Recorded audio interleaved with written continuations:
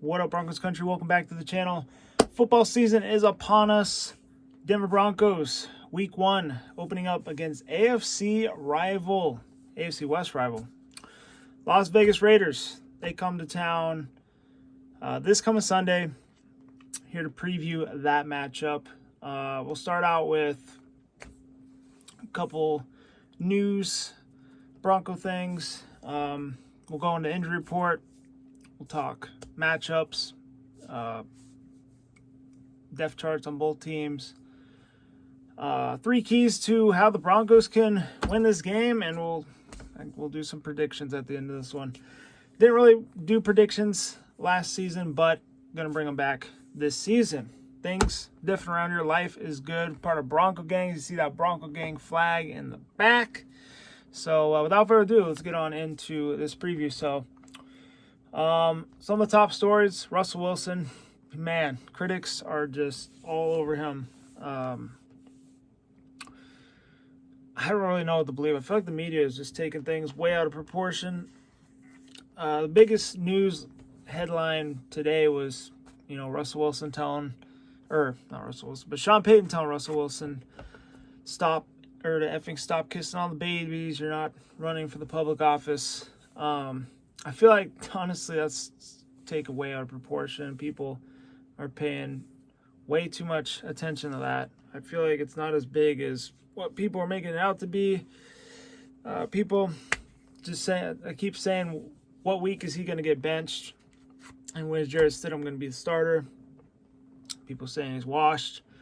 I can't wait for Russell Wilson to come out here and ball out this Sunday. I feel like he's going to have a great game and, silence the doubters. I think Sean Payton was the best thing that could have happened to him. I think Sean Payton, honestly, that was my dream scenario. Like, if Russell Wilson ever left Seattle, I thought Sean Payton would be top 3, coach for him. I think that's just his type of coach that he needs to have to be successful. And I think we're going to see it this Sunday. So there's that. What else we got going on here?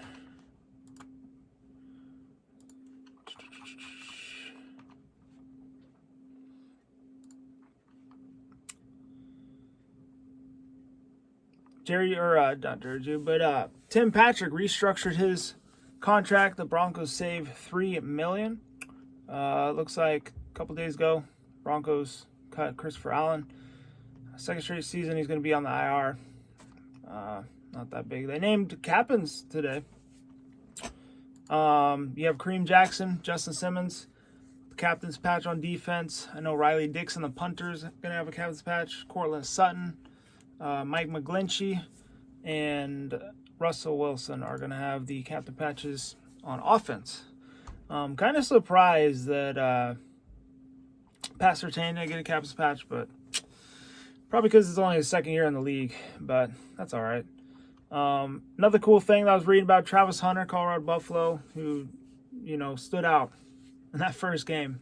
He said he'd like to play for the Broncos when he is eligible for the NFL. So, doesn't really matter now, but hey, Broncos country, if you don't watch the Buffs, that kid is a freaking animal. Okay, he's different. Man, I'd love to have him on the Broncos. Honestly, he'll probably end up being a corner in the NFL, but hey, he plays wide receiver and corner. And Champ Bailey, one of the best corners ever, he played wide receiver and corner. All right, enough of that. Let's get into some other news here. Go to the injury report. So we'll start with the Raiders, the road team. Looks like they have 3 players on injury report. DeAndre Carter, wide receiver, he has a knee injury. He was limited. You had Brandon with a face-on, cornerback. Shin, he did not participate. Then Chandler Jones, I don't really know what's going on with him. I guess he's not really happy with the Raiders right now. He did not participate for personal reasons. He was saying that he wants to get out and something about he's not able to work out in the team gym or something like that. So, I mean, it would be nice if he doesn't play Sunday, in our favor, but It's just another excuse for Raider fans. If they do end up losing this game, they're going to come back and use. They're going to be like, oh, we didn't have Jalen Jones. That's why our pass rush. Like, well, you got Max Crosby, okay? One of the premier pass rushers in the league. Going on to the Broncos. Injury report here. You got Greg Dulcich. He did not participate due to personal reasons. He should be back tomorrow. It's not injury related, so I'm sure that probably got that excuse. Jerry Jeudy actually came back to practice. He was limited with a hamstring. I wouldn't rush it. I don't think he should play in this game on Sunday. Unless he's like 100% good to go, then, I'm all for it. But if he's not 100%, I wouldn't even risk it. I mean, hamstrings are tricky. They linger. I mean, you don't want to play a guy with a hamstring injury unless he's 100%. So I honestly don't expect him to play on Sunday, but maybe he does. And if he does, hopefully he's 100% because I will definitely be ready to watch him play. Excited to watch him play again. Chris Manhertz, chest, he was limited. Tight end. Riley Moss, cornerback, he was limited with the abdomen. I don't think he's going to play either, but he will be back at some point during the season. I'm excited to see him. The Broncos trade up to get him in the draft. So, obviously super stoked to see what he can bring. I think he'll be really good on special teams. He's a ball hawk, so I expect him to get some playing time at corner. Maybe he gets some playing time at safety. That's really what teams said he would end up being in the NFL. But we'll just have to see. So that's the injury report. Pretty small so far. Obviously, it's only week 1. It's not going to be huge injury reports.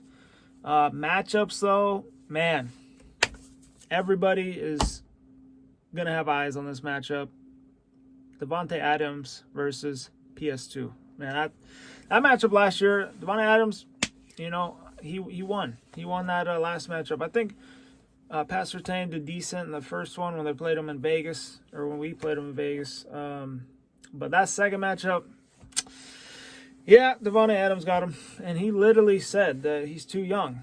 He's not ready. He's not ready yet. And that's the key word, yet. Okay, year 2, got the whole offseason to prepare. This is a really good matchup for him to start out with. You got to sharpen the knife as early as possible, and you're playing against one of the best receivers in the league to start out. And people, ESPN, Bronco fans, me included, we consider PS2 the best corner in the league right now. And, you got this Sunday, all the spotlight's going to be on you. It's perfect. Go out there, show up, show out, shut down Devontae Adams. We'll move on. And also, another matchup going to be that O-line versus Max Crosby, because he always has a freaking big game against us. That definitely going to be interesting to see if the upgraded O-line is going to have any effect against that matchup, because in the past, he is bulldozed through those crappy right tackles. Hopefully Mike McGlinchey is key here to help slow him down. Also, probably the third matchup I'm looking for would be Josh Jacobs versus our front seven, because he always has like 100+ yard games. If you want to beat the Raiders, you got to shut him down. At least hold him to under like 70 yards. But yeah, the 100+, normally they win when he has 100+ yards. So that is another big matchup I'll be looking out for. Those are probably the top 3 biggest matchups I'll be looking out for. I mean, other than that, on offense, those are the 2 guys that really scare me on the Raiders. Jimmy Garoppolo does not scare me. Defense, yeah, Max Crosby. Would say Chandler Jones, but like I said, I don't even know if he's going to play. Their secondary, I didn't know they had Marcus Peters, but like I said, I don't know. Their defense does not scare me either. So, moving on. The 3 keys for the Broncos to win this game, though. Like I said, I honestly think the number 1 key is you have to stop Josh Jacobs. That should be their number 1 game plan. He always has 100-yard plus rushing games, and that's your strong suit is defense. And when you're giving up 100-plus rushing yards, that leads to scoring. When you're giving up scores like that, it's hard to win the NFL. So that would probably be the number one key for me. If they could, contain Josh Jacobs, I think that's probably the number one key that they need to focus on to win this one. Yeah.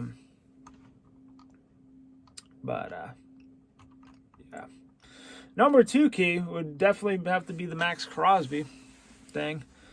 An honorary mention, though, would be the Devontae Adams PS2 matchup. But honestly, both players are so great that I think it's just going to be a wash. I mean, I'm not even going to put that. I'm very confident in Pastor Tane that he'll be able to do his thing.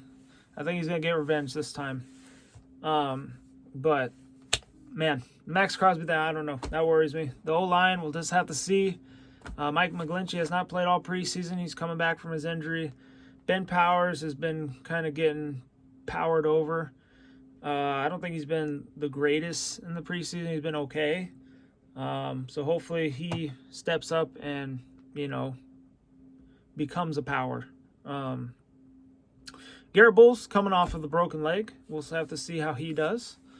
So, yeah, there's a couple question marks on the O-line that, little concerned about, but we'll have to see. We'll just have to see. Hopefully they come out and just prove me wrong and they're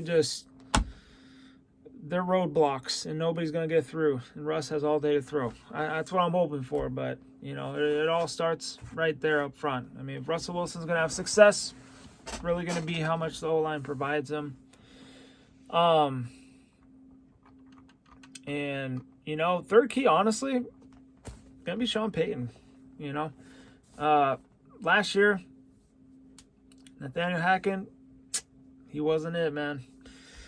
Sean Payton this year, this is his time to show that, great coaching is key to winning ball games. You saw it with Colorado Buffalo, even though that's college football. The whole culture changed in one offseason.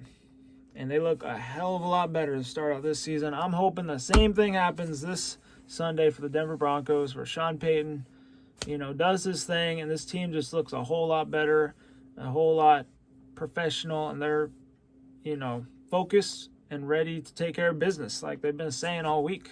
I mean, you could say it, but doing it is a whole nother thing. So, yeah, I'd have to say those are probably the three keys to the Denver Broncos winning this game.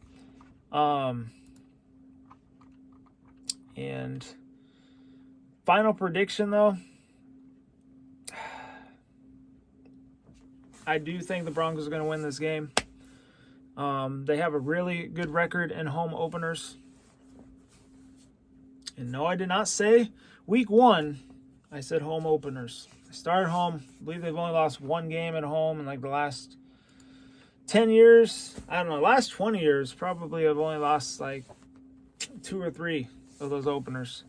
If I can remember correctly. I mean, sorry, they don't lose that much in home openers week one. So, last one I remember, though, they did lose to Tennessee in Denver. Such a weird game. That was the weird clock management Vic Fangio game. But, we have one of the greatest head coaches of all time.